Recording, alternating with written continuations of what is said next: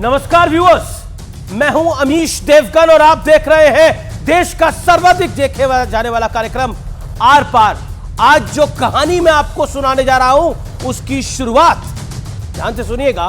उसकी शुरुआत तो दिल लगी से हुई, फिर सबने मिलकर कहा कभी अलविदा ना कहना।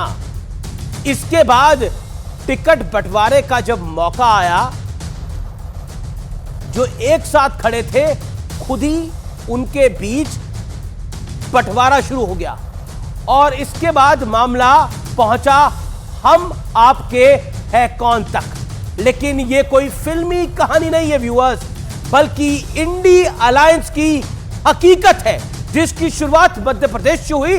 कांग्रेस ने समाजवादी पार्टी को सीट शेयरिंग में ठेंगा क्या दिखा दिया, महागठबंधन में रायता फैल गया। अखिलेश यादव ने कहा कि अगर यह सब पहले पता होता तो गठबंधन करना तो दूर, मैं कांग्रेस के नेताओं का फोन तक नहीं उठाता। इतना ही नहीं, अखिलेश यादव ने यूपी कांग्रेस के अध्यक्ष को चिरकुट तक कह दिया और यूपी कांग्रेस के अध्यक्ष ने बोला कि अखिलेश यादव अपने पिता के नहीं हुए तो और किसी के क्या होंगे। रामगोपाल यादव की एंट्री होती है।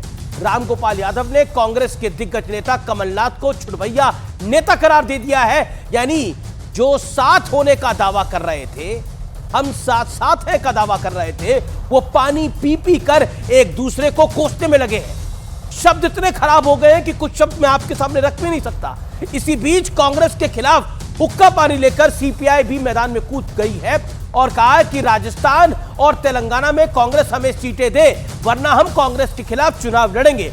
उधर छत्तीसगढ़ में सियासी युद्ध के बीच कांग्रेस ने आम आदमी पार्टी को ठग बता दिया है। तो सवाल है कि अपने अपने स्वार्थ के बीच विपक्ष का यह गठबंधन कितने दिनों तक टिक पाएगा। आज इसी सवाल पर होगी देश की सबसे बड़ी बहस। हम आपके है कौन इंडिया अलायंस की यह प्रस्तुति है और आप तक हम ला रहे हैं।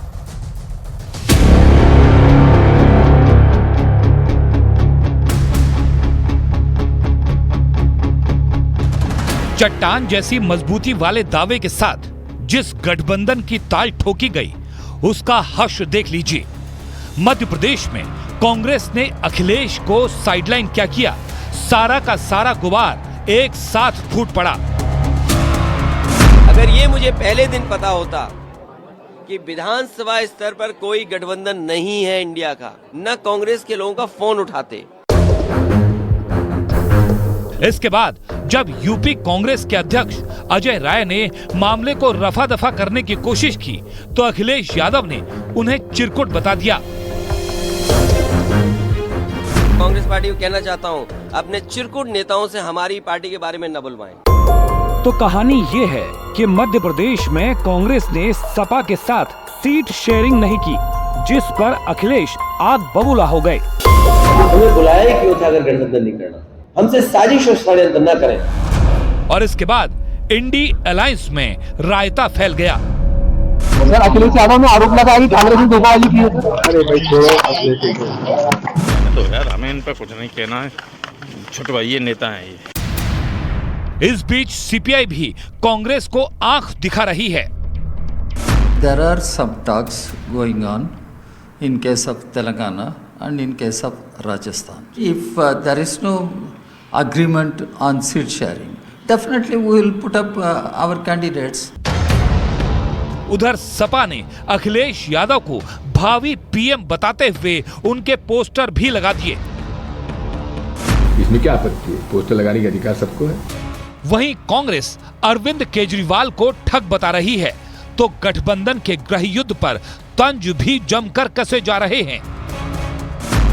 अवसरवादी गठबंधन, जहां स्वार्थ का टकराव होना ही होना था। और ये सेकुलरिज्म के चौधरियों का एक बड़ा एलीट क्लब है। इंडिया अलायंस पर आपका क्या कहना है? ये सारा जो खिचड़ी है, ये खिचड़ी पता नहीं क्यों पकड़ी है, क्योंकि ये पक्के भी इसका कुछ नहीं होगा, क्योंकि ये क्या करेंगे, इनको आपस में इनकी लड़ाइयां ऐसी होने वाली हैं। अभी भी इनकी आपस में लड़ाई चल रही है। तो सवाल ये है कि क्या मंजिल पर पहुंचने से पहले ही गठबंधन की सियासी नाव डूब जाएगी? आज इसी पर होगी देश की सबसे बड़ी बहस। हम आपके हैं कौन? तो कहानी दिल लगी से शुरू होती है और बंटवारे तक जाती है और बंटवारे के बाद हम आपके हैं कौन तक आती है। लेकिन स्वार्थ वाली कलेश कथा का विश्लेषण। स्वार्थ नंबर 1, एमपी में कांग्रेस ने समाजवादी पार्टी को सीट शेयरिंग में ठेंगा दिखा दिया और सिर्फ ठेंगा नहीं दिखाया, इल्जाम यह है कि रात को 1 बजे तक बिठा के रखा और कुछ नहीं दिया। स्वार्थ नंबर 2, कांग्रेस पर भड़के अखिलेश ने कहा कांग्रेस साजिश और षड्यंत्र ना करे। कांग्रेस के नेताओं ने अखिलेश यादव को बहुत बुरा भला कहा, बहुत ज्यादा बुरा भला कहा, कुछ शब्द मैं आपको यहां पर बता भी नहीं सकता। स्वार्थ नंबर 3, सीपीआई बोली कांग्रेस हमें राजस्थान तेलंगाना में सीट दे वरना हम 2-2 हाथ करने को तैयार हैं। स्वार्थ नंबर 4, समाजवादी पार्टी ने अखिलेश यादव को भावी प्रधानमंत्री बताते हुए पोस्टर जारी कर दिए हैं। फखरुल हसन चांद का यह पोस्टर है, आप देख सकते हैं स्क्रीन। बढ़ता हूं आगे। स्वार्थ नंबर 5, छत्तीसगढ़ में जीत की ताल ठोक रही कांग्रेस ने आम आदमी पार्टी को ठग बता दिया और कहा कि पिछले 10 साल पहले एक ठगों का गुट निकला था जिसमें उनका तंज अखिलेश यादव पर था, और माफ करिए अरविंद केजरीवाल पर था। अरविंद केजरीवाल पर था जो आम आदमी पार्टी के चीफ है। बड़ा सवाल, क्या निजी स्वार्थ गठबंधन की एकता पर बहुत ज्यादा भारी पड़ रहा है? और मेरे साथ बात करने के लिए आज 4 पॉलिटिकल बड़े चेहरे हैं। मेरे साथ गौरव भाटिया है, भारतीय जनता पार्टी के राष्ट्रीय प्रवक्ता और पेशे से एडवोकेट। मेरे साथ रोहित अग्रवाल है, मेरे साथ असीम वकार है, प्रवक्ता एआईएमआईएम के, उनका अभिनंदन है। मैं शुरुआत गौरव भाटिया आपसे करता हूं और आपके बताना चाहता हूं। गौरव भाटिया, ये कहानी तो शुरू होती है हम साथ साथ हैं से, फिर दिल लगी तक जाती है और दिल लगी के बाद ये कहानी आती है बंटवारे तक और बंटवारे के बाद आ जाती है हम आपके हैं कौन तक। लेकिन आपके लिए एक फिल्म का डायलॉग मुझे याद आता है, आज खुश तो बहुत होंगे आप। नहीं, एक और अभी मूवी रिलीज करेगा घमंडिया ग्रुप जो है, उसका नाम होगा कल हो ना हो, क्योंकि ऐसा प्रतीत हो रहा है जी कि अखिलेश यादव ने भी ठानी है कि 13 महीने के मुख्यमंत्री कपटनाथ अखिलेश यादव को, जो 60 महीने मुख्यमंत्री रहे, उनको अपशब्द कह देते हैं।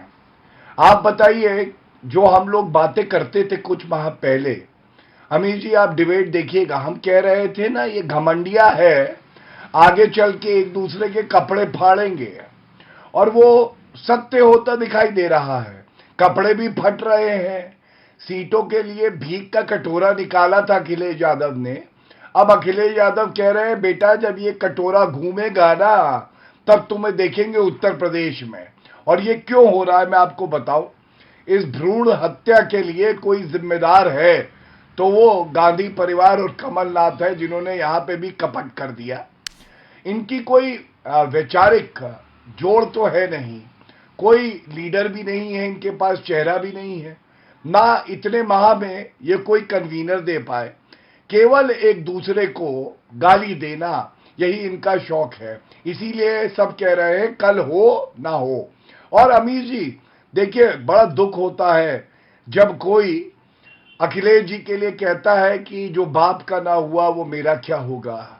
कितना खराब शब्द ये शब्द ना बोले जाए गौरव भाटिया, चुनाव एक साथ ये चर्चा में शब्द ना बोले जाए। नहीं, ये अजय राय ने यही कहा है, मैंने थोड़ी ना कहा है, अजय राय ने कहा। भाई मुझसे आप नाराज हो रहे हैं। अब कमलनाथ कहते हैं अखिलेश वखिलेश, मतलब अखिलेश जी प्रतिद्वंदी हो सकती है लेकिन उनको वखिलेश बुला देना किस तरह की भाषा है अमीर जी बताइए। मैं तो समझता हूं कि सम्मान से बढ़ के कुछ भी नहीं है, और उसके बाद भी ये लोग एकजुट हो रखे हैं केवल इसलिए नरेंद्र मोदी जी को हराना है। मैं बड़े दुख के साथ कहां आपको एकजुटता दिखाई दे रही है? एक दूसरे के बाप तक तो पहुंच रहे हैं, आपको लग रहा है एकजुटता दिखाई दे रही है?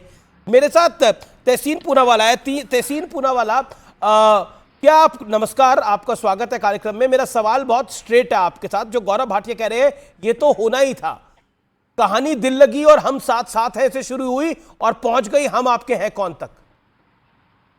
अमीर जी, आपके शो में शिरकत करने का मुझे बार बार मौका मिलता है, इसलिए मैं शुक्रगुजार हूँ। और गौरव भाई अच्छे फिल्मी है, फिल्में देखा करे, लेकिन देश को जो ये दुख का जो सिनेमा शुरू किया है हमारे मुल्क में 2024 में निश्चित तौर से समाप्त होगा, और ये ट्रेजेडी वाली मूवी जो इस वक्त चल रही है वो समाप्त होगा। आया अमीश भी भाई, नहीं है 24 तो। मैं भविष्यवाणी तो कर आया रहा भी हूँ, नहीं है, 14 मैं भविष्यवाणी कर रहा हूँ मेरे भाई भविष्यवाणी कर रहा हूँ इसी के साथ और एक भविष्यवाणी कर रहा हूँ। 3 दिसंबर को अमित जी मैं आपके साथ शो में रहूंगा, गौरव भाई को भी आप न्योता देना। मध्य प्रदेश में रिकॉर्ड कीजिए, कमलनाथ जी मुख्यमंत्री बनने जा रहे, 140 सीटें प्लस। देखिए, मैं बिल्कुल मानता हूं कि गठबंधन में कुछ प्रॉब्लम्स है, मैं बिल्कुल मान रहा हूं, लेकिन कम से कम भाजपा की तरह नहीं, शिवसेना छोड़कर चलेगी, पीडीपी छोड़कर चलेगी, अकाली दल छोड़कर चलेगी, सारे इनके तो पार्टनर्स छोड़कर चले जा रहे। मैं बिल्कुल मान रहा हूं कि गठबंधन में कोई दिक्कत है, मैं बिल्कुल नहीं कह रहा हूं कि नहीं है, मैं आपके शो पे कभी झूठ नहीं बोलूंगा, लेकिन कम से कम राजस्थान की जैसे नहीं, राठौड़ साहब जहां गए वहां काले झंडे दिखा रहे, तो वहां पर ताराचंद जैन वर्सेस पारस सिंह के बीच में लड़ाई हो रही, तो सीपी जोशी जी उनके अध्यक्ष राजस्थान, उनके घर में पत्थरबाजी हो रही है, तो उनके ऑफिसेस को जलाया जा रहा, ऐसा कुछ नहीं है। अशोक गहलोत जी और कमलनाथ जी और बाघेल जी मुख्यमंत्री बनेंगे। राजस्थान में, मध्य प्रदेश में, छत्तीसगढ़ में इनके पास सीएम फेस नहीं है। गौरव भाई को बता दे इनका मुख्यमंत्री कौन बनेगा, नाम बता दे, मैं तो नाम कह रहा हूं आपकी शो पे, जिनके पास मुख्यमंत्री का नाम नहीं है वो दूसरे। चलो आप बताओ घमंडिया का चेहरा कौन है, मैं भी बताता हूँ नाम, आप बताओ। देश में एक ही व्यक्ति घमंडिया है, देश में एक ही व्यक्ति घमंडिया है। नहीं, घमंडिया का चेहरा बताओ। एक ही व्यक्ति घमंडिया का चेहरा नहीं बता रहे और मुझसे नाम पूछ रहे। चलिए, मैं देश में एक ही व्यक्ति घमंडिया है, मैं उसका उत्तर दे दूं, मैं उसका उत्तर दे देता हूं। गौरव भाई 1 मिनट, आपने सवाल पूछा, आपका मतलब था विपक्ष का कौन चेहरा होगा। गौरव भाई, विपक्ष में इतना टैलेंट है कि कोई भी प्रधानमंत्री बने, वर्तमान प्रधानमंत्री से अच्छा परफॉर्मेंस करेगा, कोई भी बने, यहां तक कि जो राजनीति में वो भी बन जाए, वो वर्तमान प्रधानमंत्री से अच्छा परफॉर्मेंस करेंगे। तो इसकी चिंता मत कीजिए, देश को बचाना है, मोदी जी से कोई व्यक्तिगत लड़ाई नहीं, देश को आगे बढ़ाना नहीं, इसलिए भाजपा को हराना है। अखिलेश जी के तो नेताओं ने पोस्टर लगा दिए कि अखिलेश जी अगले प्रधानमंत्री होंगे। गौरव भाटिया, टैलेंट है जी, 30 सेकंड में जवाब। तो कांग्रेस सपोर्ट कर देना, उन्हें सीटें भी दे दे फिर मध्य प्रदेश के अंदर। अगर कांग्रेस को लग रहा है कि Akhilesh ji future prime minister हो सकते हैं, तो इस तरह के खराब शब्द क्यों बोले जा रहे हैं उनके लिए? कोई खराब शब्द नहीं बोले जा रहे। अजय राय ने क्या नहीं बोला, कमलनाथ जी ने क्या नहीं बोला, अखिलेश अजय राय ने क्या बोला, मैं गिनवाऊं? और आईपी सिंह ने पलटवार करते हुए क्या बोला समाजवादी पार्टी पर? बिल्कुल आप शब्दों पर सही कह रहे हैं, वहां पे तो गठबंधन टूट रहे हैं, यहाँ पे तो सिर्फ शब्दों पर थोड़ा सा। अरे टूटने पर भी उद्धव ठाकरे ने प्रधानमंत्री के लिए कभी प्रधानमंत्री और अमित शाह के लिए इस तरह के शब्दों का इस्तेमाल नहीं करा, ना ही प्रधानमंत्री और अमित शाह ने या जेपी नड्डा ने उनके लिए इन शब्दों का इस्तेमाल किया।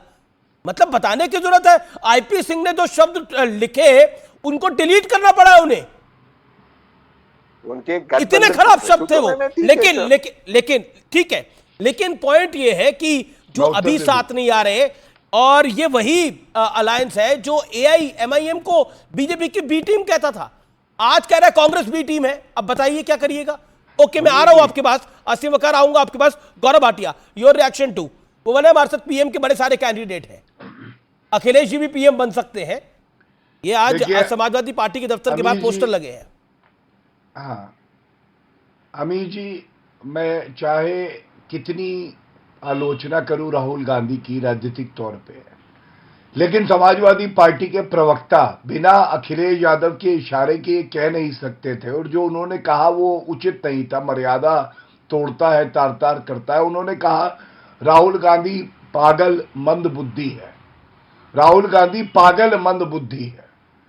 बहुत कष्ट हुआ भाई, आप लोग तो एक साथ आने वाले थे, एक बार पहले भी पंचर साइकिल पे ये खूनी हाथ आया था, क्या हुआ था? साइकिल गई थी टूट, जनता गई थी रूठ, गठबंधन गया था टूट। लेकिन आज जो कहा गया ये तो कतई उचित नहीं है, और इसीलिए देखिए कांग्रेस पार्टी आपकी डिबेट में भी नहीं आती है कि ये सारी जो सच बातें हैं ये सुननी पड़ेगी। आपने रायता का जिक्र किया रिपोर्ट में, तो आज महागठबंधन की हालत ये है, फैल गया है हर जगह रायता, फैल गया है हर जगह रायता, साफ करने में कोई नहीं कर रहा सहायता। रायता तो फैला दिया इन लोगों ने घमंडिया का, लेकिन वो साफ करने की किसी में ना हिम्मत है ना कोई करना चाहता है। और ये सारी की सारी दल साथ आए हैं, लेकिन इनका सुपड़ा साफ होने वाला है 2024 में। जैसे इन्होंने भविष्यवाणी करी थी उत्तर प्रदेश में लड़की हूं लड़ सकती हूं, सीटें आई 2, योगी आदित्यनाथ जी पुनः मुख्यमंत्री बने, तो इसलिए मैं तहसीन से कहूंगा कम से कम भविष्यवाणी ना करे। मध्य प्रदेश, राजस्थान, छत्तीसगढ़ तीनों जीतेगी भारतीय जनता पार्टी। कमल चलिए उनका निर्णय बाद में हो जाएगा, अभी टिकट बंटवारे की बात हो जाए। अभी टिकट रोहित जी, ये इंडिया गठबंधन को क्या हो गया, नजर लग गई किसी की?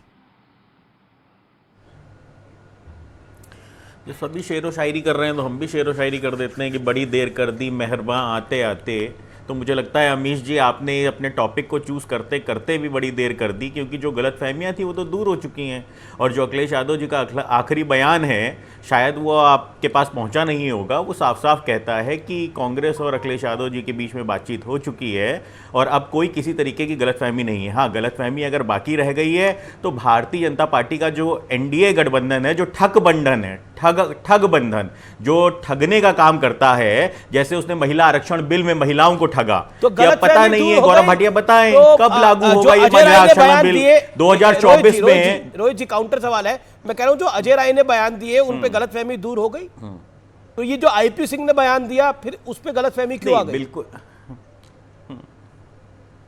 आईपी सिंह जी का बयान मुझे लगता है कि अगर ट्वीट डिलीट करा दिया गया तो ये साफ दिखाता है कि दोनों तरफ से अपने अपने जो भी गलतफहमियां थी वो दूर कर ली गई हैं, इसीलिए वो ट्वीट डिलीट कराया गया। वो ट्वीट किया कि आईपी सिंह जी ने स्वयं नहीं डिलीट किया, ये एक संधि के तहत डिलीट हुआ है। जो गलतफहमियां थी वो दूर हो चुकी हैं। एनडीए गठबंधन के अंदर जो गलतफहमियां थी ना, आप बार बार कह रहे थे अपने इंट्रोडक्टरी स्पीच के अंदर कि मैं शब्द बोल नहीं सकता। अरे सुन तो लीजिए भाई, अब बोलने का समय मेरा है तो सुन तो लीजिए। आप बार बार कह रहे थे अपनी इंट्रोडक्टरी स्पीच के अंदर मैं शब्द नहीं बोल सकता, परंतु यकीन मानिए जो ओम प्रकाश राजभर जी ने शब्द बोले थे भारतीय जनता पार्टी के लिए, वो सच में मैं नहीं बोल सकता हूं आपके चैनल के ऊपर। जो उन्होंने बनारस के मंच से बोले थे भारतीय जनता पार्टी के लिए, वो मैं आपसे नहीं बोल पाऊंगा। तो जो बोरी भर भर के गालियों को एक्सपायरी डेट के साथ चलाते हो, वो कृपया करके हमारे गठबंधन की गलतफहमियों को दूर होने के बाद और उसके बाद इस तरीके के शब्द ना यूज करें। दूसरी चीज, मैं अमीश जी आपको एक बात कहूंगा, एक सजेशन देना चाहूंगा,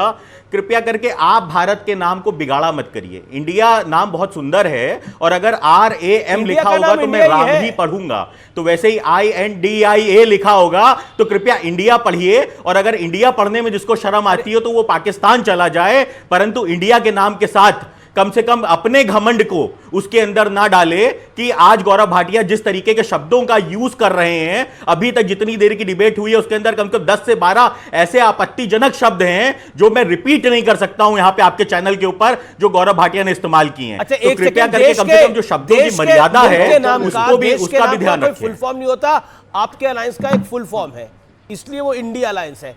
लेकिन अब जवाब नहीं, हमारे अलायंस का बिल्कुल फुल फॉर्म है, मैं मानता हूं, तो इसीलिए मैं कह रहा हूं जब शॉर्ट फॉर्म में अगर वो लिखा होता है तो कम से कम देश के नाम को बिगाड़ने का काम मत करिए।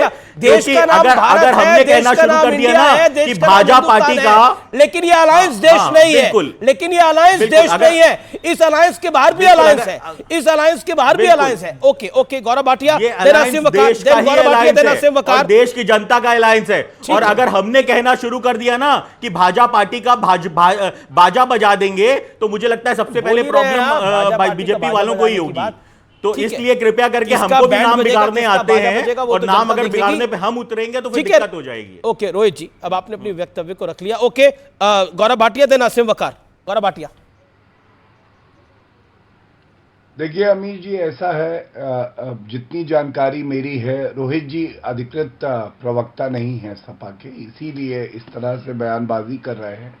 इस चर्चा में पाकिस्तान का प्रवक्ता नहीं हूं, पहली चीज तो मैं राष्ट्रीय लोकदल का प्रवक्ता हूं।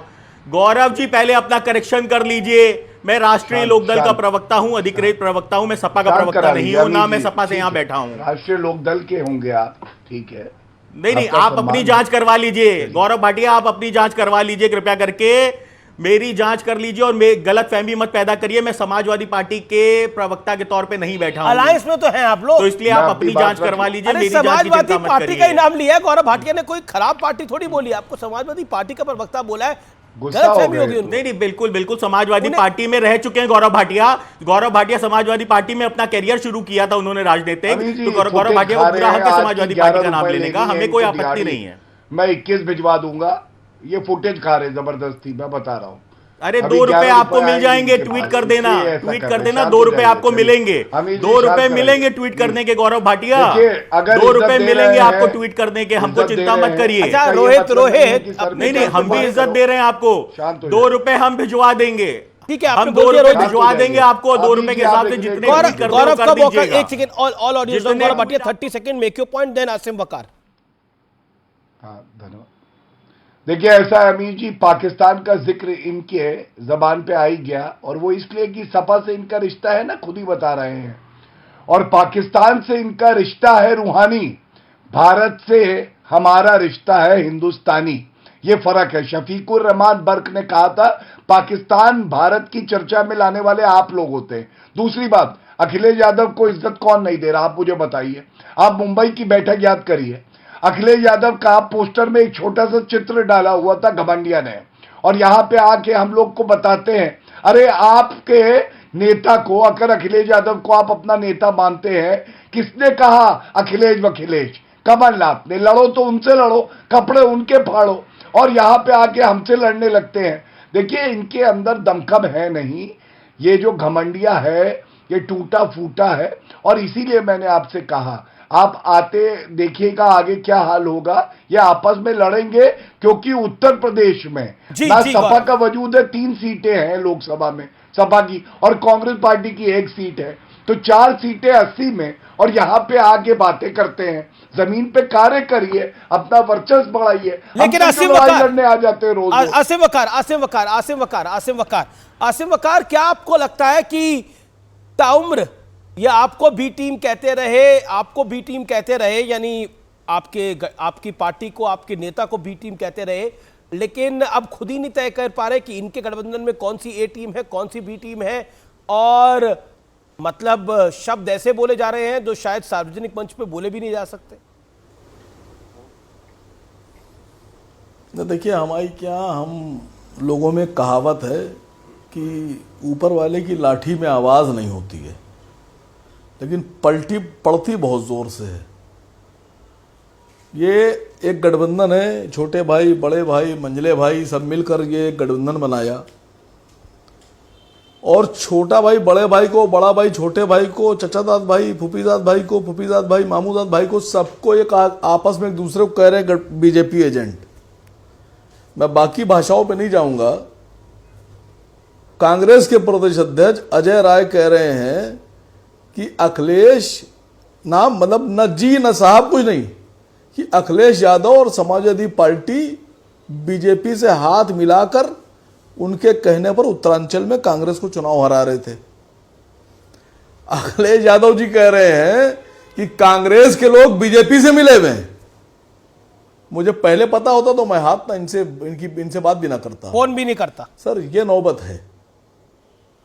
हाँ, देखिए, छत्तीसगढ़ में एमआईएम चुनाव नहीं लड़ रही है।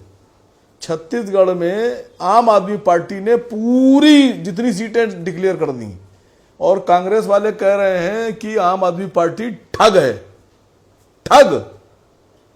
तो क्या लोकसभा के चुनाव में ठगों से गठबंधन कर रहे हैं आप?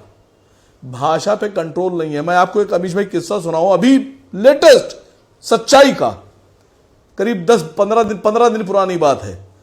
एक बहुत बड़े देश के लीडर हैं, उनसे मेरी बात हो रही थी, तो उन्होंने कहा कि वकार भाई, हम लोग मध्य प्रदेश में सरकार में आ रहे हैं और हम लोग अलायंस में चुनाव लड़ेंगे।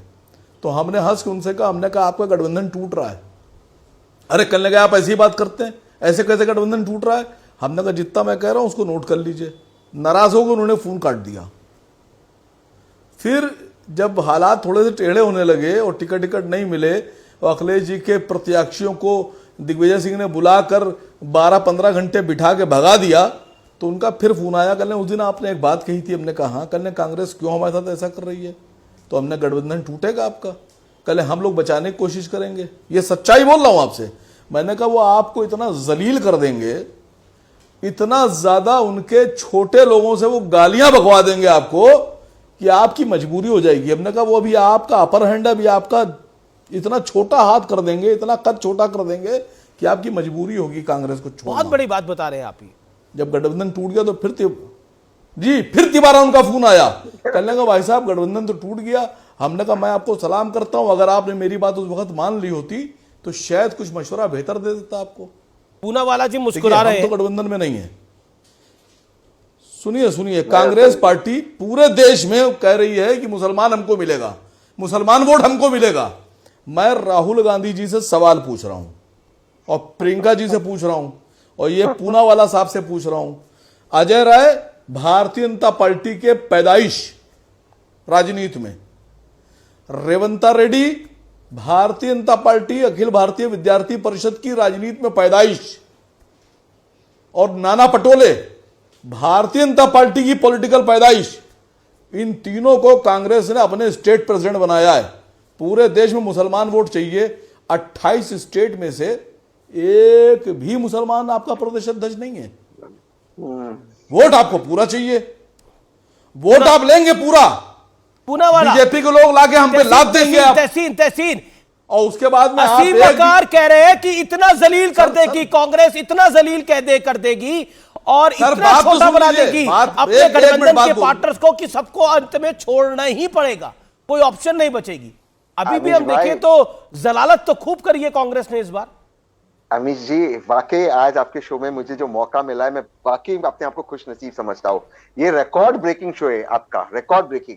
आज आप सोचिए, आपके शो में भाजपा और एमआईएम की जुबान बिल्कुल एक जैसी जुबान, दोनों एक ही चीज कह रहे हैं। ये डर, ये दुख, ये मुझे बहुत पसंद आ रहा है, बहुत मजा आ रहा है। रेवंत रेड्डी मेरे बहुत अच्छे अजीज मित्र है, वकार साहब, उनको भी कभी फोन करते आप सलाह ले लेना। वो मुख्यमंत्री बनने जा रहे तेलंगाना के। ये दुख अच्छा है कि छोटे ओवैसी जेल में चक्की पीसिंग हो गए। अमित जी, याद है छोटे ओवैसी ने हमारे देवी देवताओं के बारे में किन शब्दों का प्रयोग किया था? कांग्रेस की सरकार थी, गठबंधन में थे, यूनाइटेड आंध्र प्रदेश था, जेल में ठोका था। यही तो मैं आपसे पूछ रहा हूँ कि अखिल भारतीय विद्यार्थी परिषद से लाकर आप मुख्यमंत्री बनाने की बात कर रहे हैं, प्रदेश अध्यक्ष बना रहे हैं।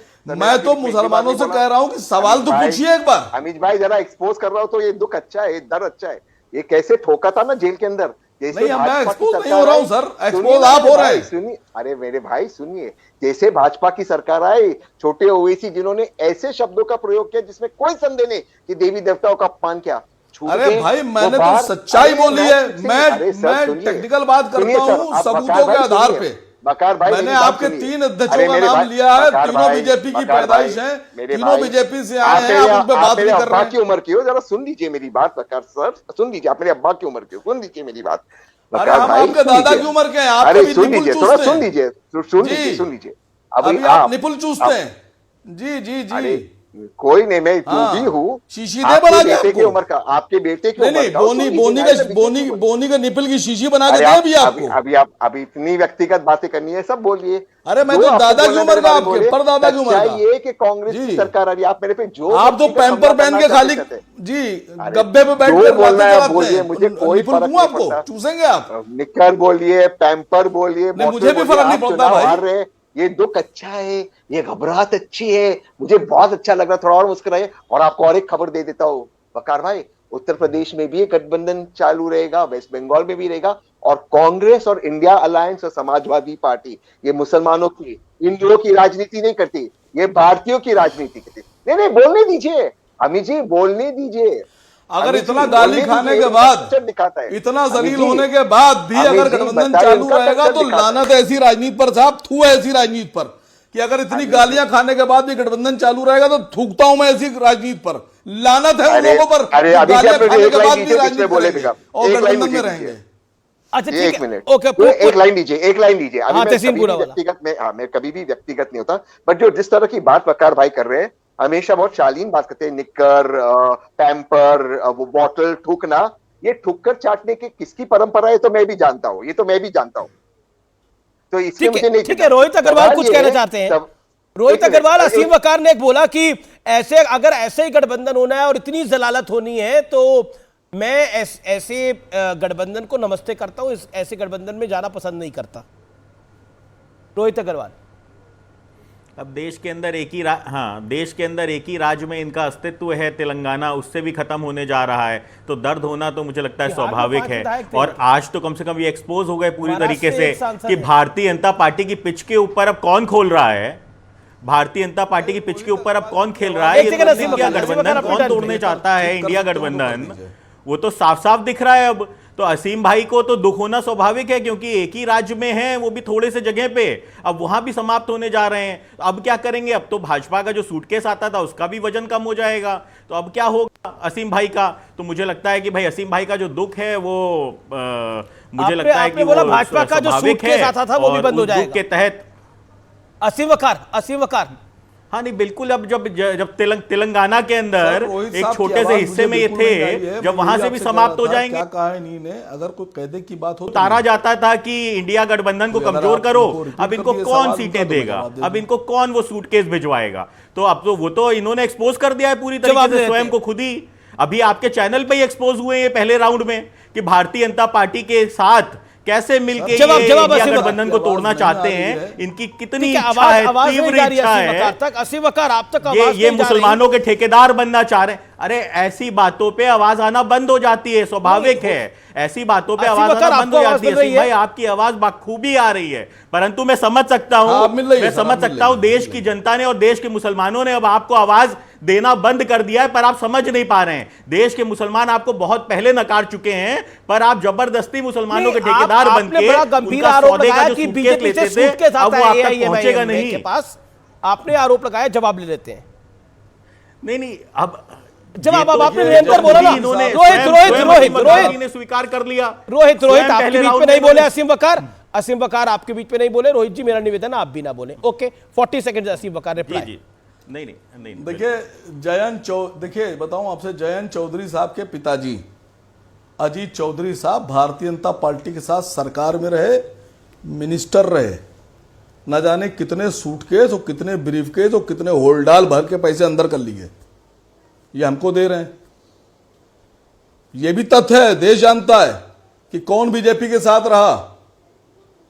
मैं गलत नहीं बोल रहा हूं, इनसे कहला दीजिए कि जो बीजेपी के साथ रहा वो मुर्दाबाद। इनसे कहिए कहलाएं एक बार।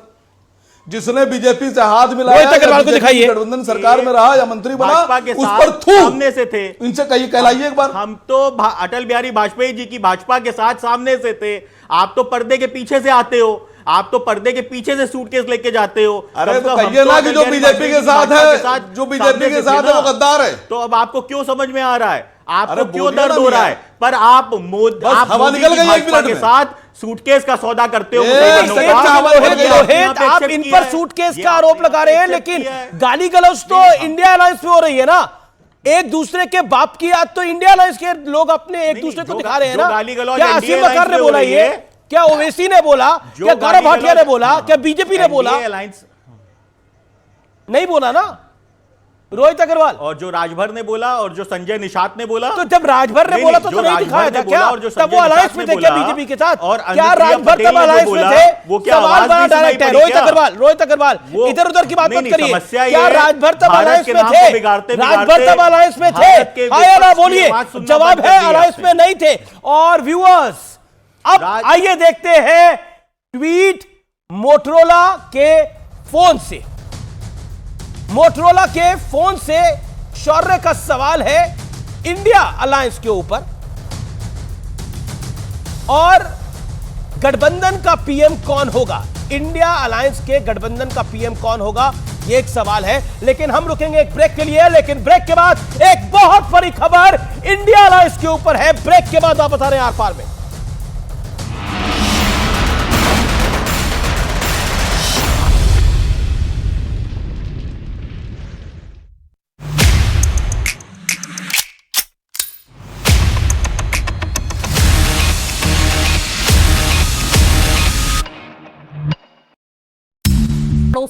मिस्र बॉर्डर की पूरी कहानी आप देख पाएंगे। गाजा के उत्तरी सीमा पर मौजूद इस क्रॉसिंग का नाम जो आप यहां देख रहे हैं इरेज क्रॉसिंग है, जो कि फिलहाल बंद है। यह है गाजा की सलादीन रोड। अगर आप देखें तो सलादीन रोड यहां पर आपको ठीक उत्तरी इजराइल के नीचे दिखाई देगी, और सलादीन रोड जो कि पूरे गाजा और पूरब और पश्चिम को बांटती है। इजराइल ने हमले से पहले इसी रास्ते को निकासी के रास्ते के तौर पर इस्तेमाल किया था। यहीं से तमाम मिलिटेंट्स निकलकर भागे थे। लेकिन अगर इसके बाद आप देखेंगे ठीक इसके दक्षिण में अगर जाएं तो देखिए फिलिस्तीन का बीट लाहिया इलाका है। मिसाइलों से यहां पर अटैक किया गया था। इजराइल ने इस शहर की तस्वीर ही मिसाइलों से अटैक करके पूरी तरीके से बदल डाली थी, पूरे इंफ्रास्ट्रक्चर को नेस्तनाबूद कर दिया था। लेकिन इसके पूरब में अगर आप देखें तो बीट हनौन का ये इलाका भी आप देख पाएंगे जहां पर भारी बमबारी की गई थी, इजराइल की तरफ से भारी बमबारी हुई थी। इस इलाके में भी भीषण तबाही मचाई गई थी। बीट हनौन के अगर दक्षिण की बात करें तो बसा ये शहर, जरा आप जबालिया भी देख लीजिए, घनी आबादी, शरणार्थी शिविर यहां पर है और जो कि फिलहाल युद्ध की वजह से, तमाम अटैक्स की वजह से इस वक्त मलबे में तब्दील हो चुका है, पूरी तरीके से ध्वस्त हो चुका है। लेकिन इसके अलावा गाजा शहर की बात करना भी बहुत इंपॉर्टेंट है। गाजा शहर वहां पर आप देख रहे हैं और अल अहली अरब अस्पताल जहां पर 17 अक्टूबर को बड़ा अटैक किया गया था और वहां पर ब्लास्ट में सैकड़ों लोगों की मौत भी हुई थी। लेकिन इसके अलावा इजराइल गाजा बाड़ को भी देख लीजिए। इजराइल गाजा बाड़ यहां पर है, अगर आप देखें तो ये इजराइल का इलाका है और ये बफर जोन है, ये गाजा पट्टी है और उधर भूमध्य सागर है। इस बॉर्डर के दोनों तरफ 100 से 400 मीटर तक का बफर जोन है। ये वाला इलाका बफर जोन में है जहां आना जाना पूरी तरीके से प्रतिबंधित है। लेकिन इसके अलावा आपको इजराइल का कफर अजा भी दिखाते हैं जहां 7 अक्टूबर को हमास ने अटैक किया था। यह कफर अजा का इलाका है जहां पर हमास ने 7 अक्टूबर को इजराइल पर अटैक कर दिया था और उसके बाद से ही युद्ध की शुरुआत हो गई थी। लेकिन इसके अलावा अगर हम बात करें तो नाहा ओज का जिक्र करना भी बहुत जरूरी है। नाहा ओज क्रॉसिंग 2010 में स्थायी रूप से बंद कर दी गई थी। ये बॉर्डरिंग इलाका अगर आप देख पाए नाहा ओज का, बफरिंग जोन इजराइल और इस तरफ गाजा पट्टी, आप साफ तौर पर देखिए ये जो इलाका है इसे 2010 में ही बंद कर दिया गया था। ये सिलसिला यही नहीं थमता है, आपको इंफॉर्मेशन वॉल के जरिए और भी बताने की कोशिश करेंगे किस तरीके से इसके बाद ये आगे घेरेबंदी करने की कोशिश इजराइल की ओर से की जा रही है। उसके बाद देखिए करनी चौराहा आता है, ये बिल्कुल ठीक अगर आप यहां पर देखें तो ये बॉर्डर पर मौजूद है। 2011 में इसे भी स्थायी रूप से बंद कर दिया गया था जिससे कि ये जो बफर जोन है, गाजा से बफर जोन होते हुए इजराइल में हमास के मिलिटेंट्स एंटर ना कर पाए। लेकिन उसके बाद हम बात करेंगे सलाह अल दीन रोड की भी, दक्षिण की ओर जाने के लिए ये सड़क है, मिलिटेंट्स इसका इस्तेमाल करते हैं और यहीं से आतंक फैलाने की कोशिश भी करते हैं। लेकिन जिक्र गाजा नदी का भी होना बेहद जरूरी है। अगर आप देखें ये गाजा नदी है, सामरिक लिहाज से बेहद अहम है और इसका भी इस्तेमाल करके, इस नदी का भी इस्तेमाल करके मिलिटेंट्स इजराइल में हमेशा अटैक करते रहे हैं। लेकिन गाजा बिजली संयंत्र की अगर बात करें, जो कि आप यहां देखेंगे, गाजा बिजली संयंत्र जो अभी भी बहुत ही बुरी हालत में है, इजराइल की ओर से अटैक करके गाजा बिजली संयंत्र को ध्वस्त कर दिया गया है। दरअसल इजराइल की प्लानिंग यही है कि बेसिक इंफ्रास्ट्रक्चर को तबाह कर दिया जाए, हुक्का पानी बंद कर दिया जाए, हमास के मिलिटेंट्स और हमास अपने आप घुटने टेक देंगे। लेकिन उसके बाद अगर हम जिक्र करेंगे इधर अगर आप देखें तो दीर अल बलाह जो कि दक्षिण में घेरेबंदी के काम आता है, यहीं से हमास के मिलिटेंट्स बफर जोन और फिर बफर जोन के बाद इजराइल में अटैक करते हैं। बनी सुहेल का भी जिक्र कर लेंगे। अगर आप देखेंगे यहां बनी सुहेल 4% से भी कम पानी बचा है और युद्ध की स्थिति में आप देखिए जिंदा रहने के लिए न सिर्फ आम लोगों को बल्कि मिलिटेंट्स को भी कम से कम खाना पानी तो जरूर चाहिए होता है, लेकिन यहां महज 4% पानी बचा हुआ है। खान यूनिस दक्षिणी शहर जहां पर भारी भीड़ है, खाना पानी की परेशानी है। आप यहां पर देखिए भोजन, पानी, बेसिक इंफ्रास्ट्रक्चर सब कुछ बर्बाद हो चुका है। और जिक्र सूफा क्रॉसिंग का भी कर लेंगे जिसे 2008 में स्थायी रूप से बंद कर दिया गया था और स्थायी रूप से इसलिए बंद किया गया था क्योंकि बफर जोन से लगातार हमास के जो मिलिटेंट्स हैं वो इजराइल में घुसने की कोशिश करते रहे हैं। मिस्र का जिक्र कर लेना बहुत जरूरी है, बॉर्डरिंग इलाका है ये। रफा क्रॉसिंग का जिक्र करेंगे, रास्ता फिलहाल खुला हुआ है। मिस्र में घुसने के लिए हजारों रिफ्यूजीज वहां पर जमा हैं और कोशिश ये कर रहे हैं कि यहीं से अब वो मिस्र में घुस जाएं, वहां पर शरण ले लें। गाजा के लोगों की मदद के लिए मिस्र की रफा क्रॉसिंग अब खुल गई है। मिस्र और गाजा के बीच की रफा क्रॉसिंग से फिलिस्तीनियों को जरूरी सामान पहुंचाने का सिलसिला भी अब शुरू हो गया है। अब तक 20 ट्रक जरूरी सामान लेकर गाजा पहुंच चुके हैं। तो ये गाजा को संपूर्ण तरीके से घेर लिया जाए, इजराइल की वॉर स्ट्रेटजी। हमास के खिलाफ इजराइल जंग में हिजबुल्लाह अब हमलावर नजर आने लगा है और इस बीच दावा यह है कि अमेरिका ने पर्दे के पीछे बहुत ही बड़ा एक्शन लिया है और खबर यह है कि अमेरिका ने अपनी घातक डेल्टा फोर्स हमास के खिलाफ जंग में उतारने का फैसला कर लिया है। इजराइल की सेना की मदद के लिए इजराइल पहुंची डेल्टा फोर्स की एक तस्वीर भी सोशल मीडिया पर लगातार वायरल हो रही है। अमेरिकी सेना का यह हिस्सा डेल्टा फोर्स बहुत ही घातक माना जाता है।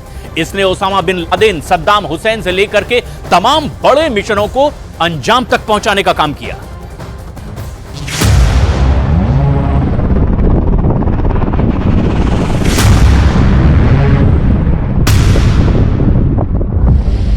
एक हमले में कैसे तार तार हो जाएगा हमास का आतंकी नेटवर्क।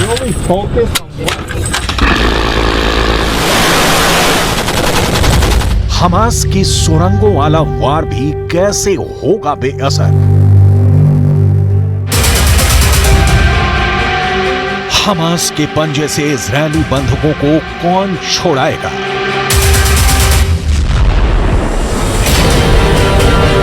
इन सभी सवालों का बस एक जवाब है, अमेरिका की डेल्टा फोर्स।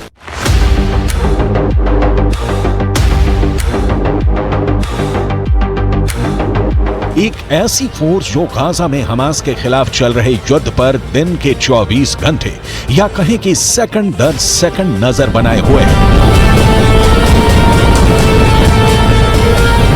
इजरायल की तरफ से गाजा से हमास को पूरी तरह से खत्म करने की तैयारी है, लेकिन यह ऑपरेशन आसान नहीं है। वजह है हमास का सुरंगों में मौजूद हथियारों का जखीरा।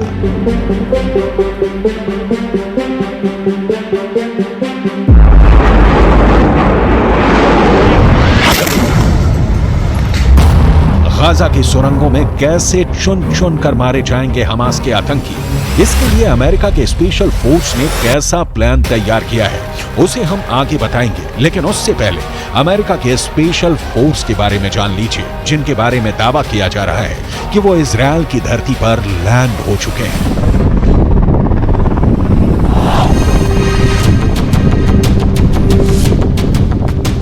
गाजा युद्ध का सबसे खौफनाक चेहरा सामने आने वाला है, क्योंकि दुश्मनों को मौत बांटने वाली अमेरिका के जल्लाद कमांडो गाजा में दाखिल हो सकते हैं। ये अमेरिका के ऐसे खूंखार लड़ाके हैं जिन्हें दुनिया चलती फिरती किलर मशीन कहती है। इनकी डिक्शनरी में दुश्मनों पर रहम नाम का कोई शब्द ही नहीं है। ये है अमेरिका की डेल्टा फोर्स। ऐसी फोर्स जो दुश्मनों को दिखाई देने से पहले उनका काम तमाम कर देती है, चोरी छिपे धावा बोलती है, अपना टास्क पूरा करती है और पलक झपकते गुम हो जाती है। टास्क चाहे कितना भी मुश्किल क्यों ना हो, उसे पूरा करके ही दम लेते हैं।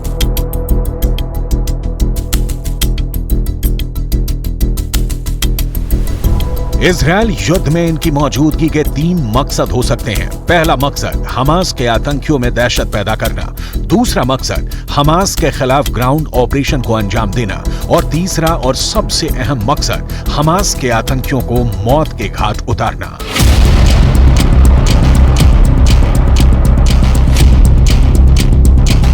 दावा किया जा रहा है कि अमेरिका की डेल्टा फोर्स बंधकों की रिहाई के लिए इजरायल में मौजूद है।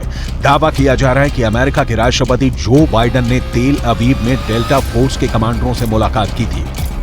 बाइडेन और डेल्टा फोर्स की तेल अवीव में हुई मुलाकात की तस्वीर को लेकर काफी विवाद हुआ था। व्हाइट हाउस ने जो तस्वीर साझा की थी उसमें राष्ट्रपति बाइडेन अमेरिकी डेल्टा फोर्स के मेजर से मिलते हुए नजर आ रहे हैं। इस फोटो के सार्वजनिक होने के बाद इस बात की चर्चा होने लगी कि ये फोर्स हमास से लड़ने के लिए इजरायल में पहले से मौजूद थी या जंग के बाद वहां भेजी गई। लेकिन चंद घंटों बाद ही ऑफिशियल अकाउंट से इस पोस्ट को डिलीट कर दिया गया।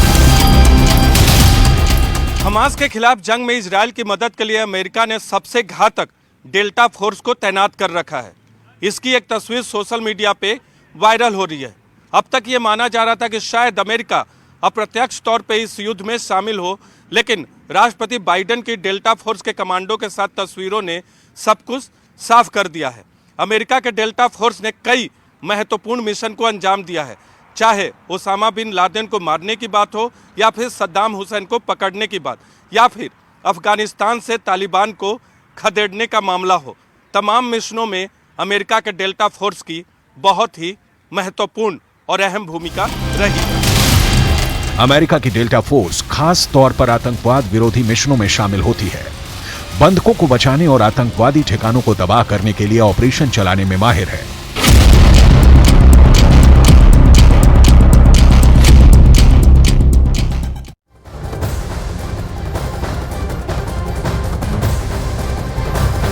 तो हमास के आतंकी गाजा के अंदर 500 किलोमीटर में फैली सुरंगों में छिपे हुए हैं, जहां से वो इजराइल के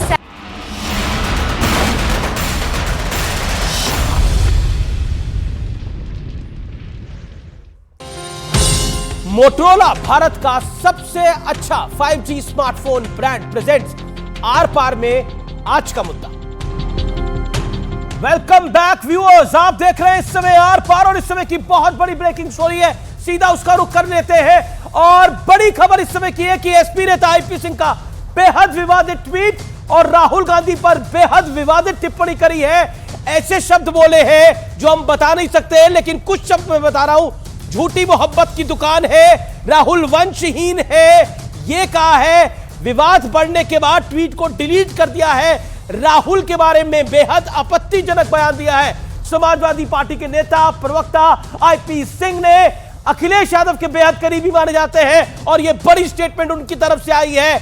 यानी कुल मिलाकर ट्वीट को डिलीट कर दिया गया है, लेकिन अभी तक का बेहद विवादित ट्वीट है। मेरे साथ बात करने के लिए आज गौरव भाटिया है, आसिम वकार है, रोहित अग्रवाल है, तहसीन पूनावाला है। गौरव भाटिया, आईपी सिंह ने ट्वीट को डिलीट कर दिया है, लेकिन झूठी मोहब्बत की दुकान है और भी बहुत सारी बातें बोली है। कुछ बातें हम बोल नहीं पा सकते यहां पर।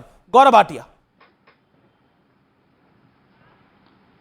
नहीं, देखिए, आईपी सिंह ने राहुल गांधी को कहा कि मंदबुद्धि हैं, वंशहीन बताया, लेकिन ये लोग कितने मंदबुद्धि हैं मैं आपको बताता हूं। इस चर्चा में जिसने मंदबुद्धि कहा है उस पार्टी से नहीं लड़ते हैं, वो लड़ते हैं भारतीय जनता पार्टी से। और मैंने भी समय का सदुपयोग किया। अमीर जी, आपके कार्यक्रम में तो घमंडिया का कोई प्रवक्ता नहीं आएगा ये बताया गया था। या तो आरएलडी अब घमंडिया का हिस्सा नहीं है, और या यहां जो प्रवक्ता उसके बैठे हैं वो प्रवक्ता है ही नहीं, वो केवल 1 रुपए की दिहाड़ी लेने आए हैं। फिर मैं आरएलडी की वेबसाइट पे भी चला गया कि ये आरएलडी के जो बयान दे रहे प्रवक्ता है ऐसा क्यों दे रहे हैं। तैयार कर लिया आपने। उस वेबसाइट पे इनका नाम नहीं मिला मुझे। देवगन का शो है, मुझे नहीं बताया गया था। मुझे न्यूज़ मैं बता रहा हूँ, दिहाड़ी प्रवक्ता 1 रुपए के अठन्नी उछालूंगा, पकड़ लेना मुंह से। दूसरी बात अपने 2 रुपए की दिहाड़ी की तैयारी मत करो, अपनी 2 रुपए की दिहाड़ी की तैयारी मत करो। मुझे पता है आपको बड़ी चिंता है।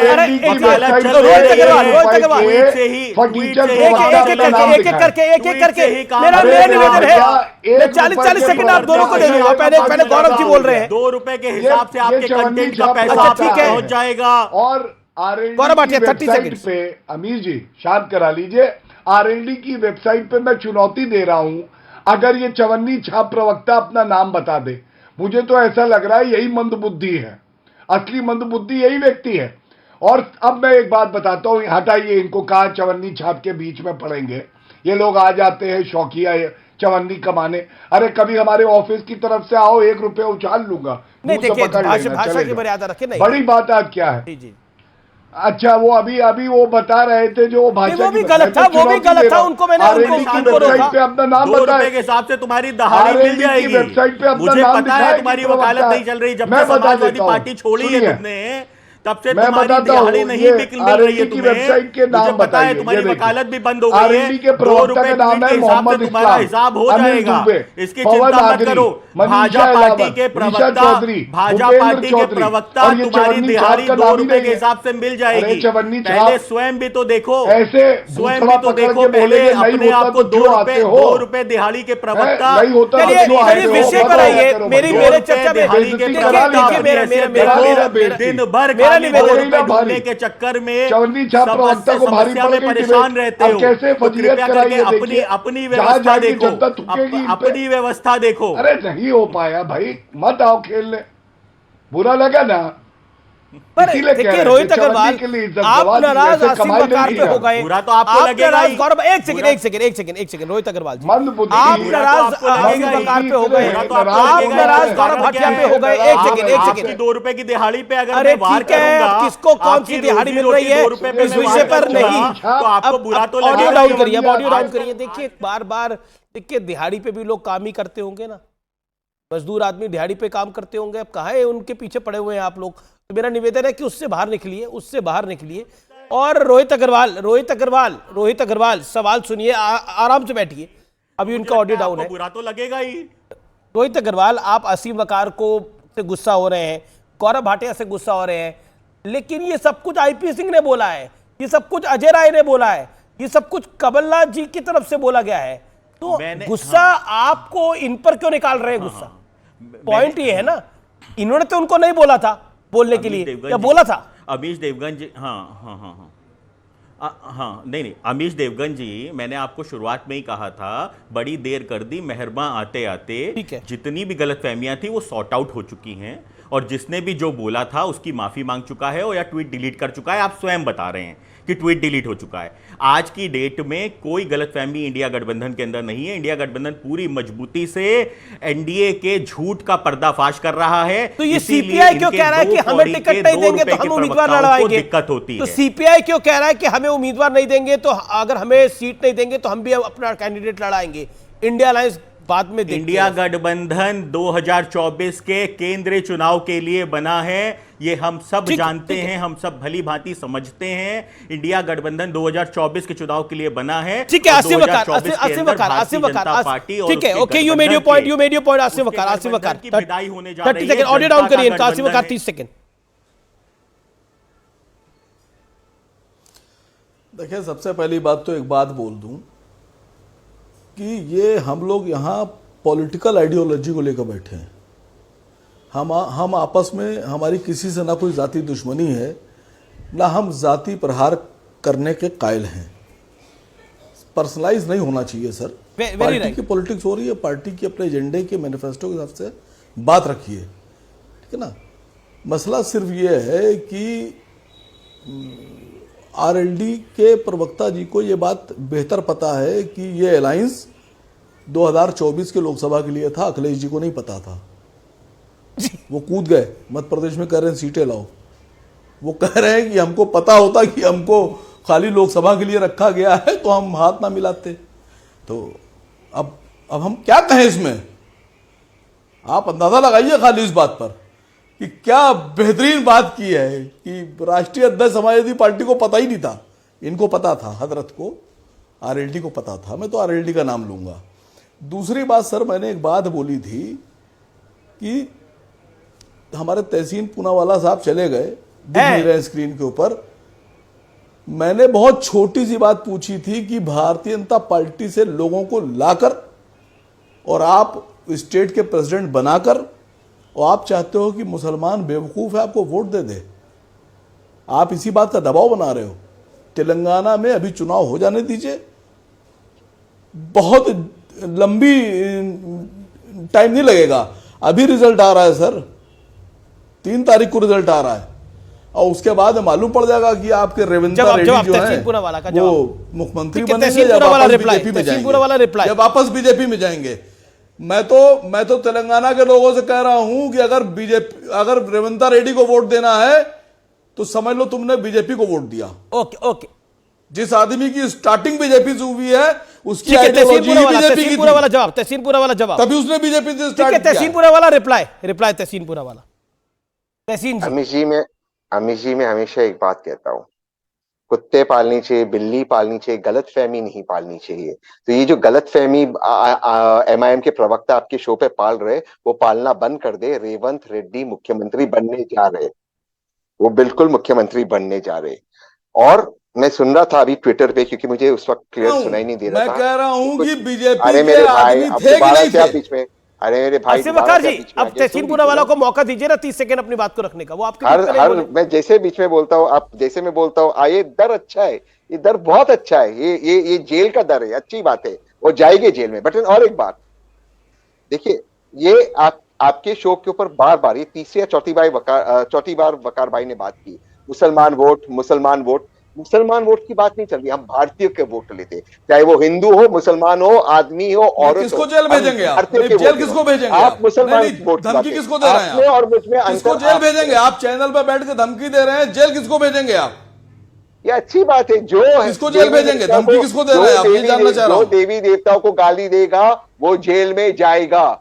देवी देवताओं को ये देश में गाली नहीं दिया जाएगा। जो देगा, जो कहेगा कि देवी देवताओं को गाली देगा, नहीं, नाम लेके बोलिए भाई, खुल के बोलिए, किसको जेल भेजेंगे आप? जिसने गाली दी। कह तो रहा हूं, जेल किसको भेजेंगे? नाम लीजिए ना, डर क्यों रहा है? ये आवाज, ये डर की आवाज, ये डर का गुंज, ये अच्छी बात है। नाम ले लो मेरे भाई, डर क्यों रहे हो? आप ये सर तन से जुदा होने की जो लोग धमकियां दे रहे थे, आज इनमें घबराहट देखने को मुझे बहुत मजा आ रहा है टीवी पर। ये डर अच्छा है, बनाए रहने दो, बनाए रहने दो। और जो आइंदा हमारे देवी देवताओं का जो अपमान करते हैं, चाटी ठोक कर कह रहा हूं, आर पार उनको जेल में भेजेंगे, आर पार, ये याद रखना। ठीक है, ये देश में नहीं होगा। Asif Waqar 10 second Asif Waqar 10 second. Okay, Gaurav Bhatia wants to make a point. Gaurav Bhatia 10 second. Gaurav Bhatia 10 second. Sir मैं एक बात बोल दूं, तहसीन भाई अच्छे वक्ता है तेलंगाना, लेकिन कांग्रेस मैं गौरव भाई से गुजारिश करूंगा। जी, समय नहीं है, मैं आसिम आपको मौका दूंगा आगे। गौरव भाटिया 10 सेकंड। देखिए, अच्छे वक्ता है तहसीन, लेकिन प्रवक्ता नहीं है कांग्रेस पार्टी के लिए। मैं इतना ही कहूंगा, कह रहे थे जेल जाएंगे जो देवी देवताओं को गाली देंगे। राहुल गांधी ने कहा था लड़के लड़कियां छेड़ने हैं, मंदिर में जाते हैं, राहुल गांधी को जेल भेज दिया। बताइए, ऐसे वक्ता है। उदय स्टालिन हिंदू देवी देवताओं का अपमान करते हैं, उदय स्टालिन को जेल भेजेंगे ना, मुझे तो यकीन है। ठीक है, अब बात कर लेते हैं व्यूअर्स, आर पार में अब वक्त हो गया है सत्य और तथ्य का। एक कहावत है कि everything is fair in love and war, और बात जब सियासी युद्ध की हो तब तो एक दूसरे पर वार पलटवार का मौका कोई नहीं चूकना चाहता, लेकिन कुछ मुद्दे इतने संवेदनशील और महत्वपूर्ण होते हैं कि उन्हें सियासत से दूर रखना ही देश हित के लिए उचित होगा। सेना भी ऐसा ही एरिया है जो राजनीति और नंबर स्कोर करने का विषय नहीं हो सकता। मुझे आज बेहद दुखी मन से ये खबर आपको बतानी पड़ रही है, ये बातें आपको कहनी पड़ रही हैं, क्योंकि शहीदों के नाम पर सियासत वाला ट्रेंड दिन पर दिन रफ्तार पकड़ते जा रहा है। सियाचिन में अग्निवीर गाफते अक्षय लक्ष्मण शहीद हो गए, लेकिन अक्षय लक्ष्मण की आड़ में अब जमकर पॉलिटिक्स हो रही है।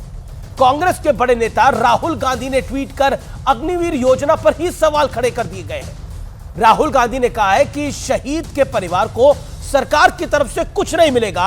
आरोप गंभीर है, इसलिए खुद सेना ने ही पॉइंट वाइज पूरा सच बताया है। सेना के मुताबिक शहीद अक्षय लक्ष्मण के परिवार को अंशदायी बीमा यानी नॉन कॉन्ट्रीब्यूटरी इंश्योरेंस के रूप में 48 लाख रुपए मिलेंगे।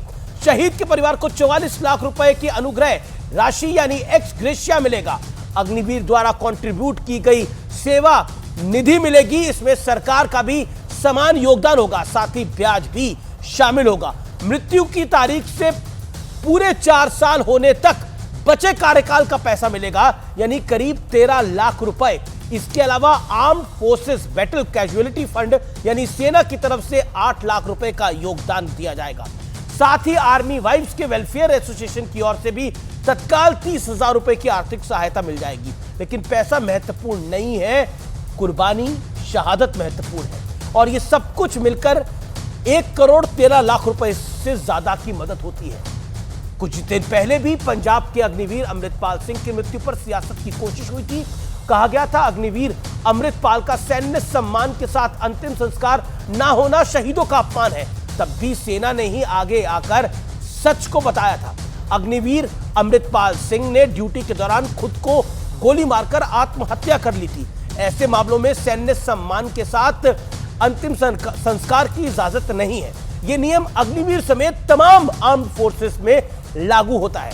वैसे ये पहला मौका नहीं है कि जब सियासी माइलेज के लिए सेना के शौर्य का अपमान किया गया हो। आपको याद होगा, इससे पहले सेना प्रमुख को गली का गुंडा कांग्रेस के नेता कह चुके हैं। सर्जिकल स्ट्राइक और एयर स्ट्राइक, बालाकोट स्ट्राइक के सबूत मांगे गए हैं कांग्रेस के नेताओं द्वारा। याद कीजिए, सर्जिकल स्ट्राइक के बाद तो यहां तक कहा गया कि मोदी सरकार खून की दलाली कर रही है। एक तरफ इजराइल जैसा देश जहां विदेशों में बसे इजरायली देश वापस लौट रहे हैं, विपक्षी नेता भी सेना के साथ खड़े हो रहे हैं, लड़ाई लड़ रहे हैं। रिजर्व फोर्स भी सरकार के एक आदेश पर देश की सेवा के मैदान में आ गई है। आपको मैं बता दूं, इजराइल में रिजर्व फोर्स एक तरह से अग्निवीर कॉन्सेप्ट पर ही है। वहां पुरुषों को 32 महीने और महिलाओं को 24 महीने सेना की ट्रेनिंग लेनी अनिवार्य होती है, लेकिन वहां इस पर कोई पॉलिटिक्स नहीं होती है। शरीर पर वर्दी, सीने में देश के लिए गोली मारने की और खाने का जज्बा, और मां भारती के लिए न्यौछावर होने के लिए सर्वोच्च कामना, ऐसा होता है एक फौजी। यह सियासी माइलेज का तुच्छ विषय हो ही नहीं सकता और ये राजनीतिक हथियार ना बने, इसके लिए आपका अलर्ट रहना बहुत जरूरी है। इसलिए अग्निवीर जो है वो भारत के सैनिकों के लिए है, भारत के लड़कों के लिए है, भारत की लड़कियों के लिए है। महत्वपूर्ण ये है कि सेना को हम राजनीति से दूरी रखें। नमस्कार व्यूअर्स, अब देश नहीं झुकेगा।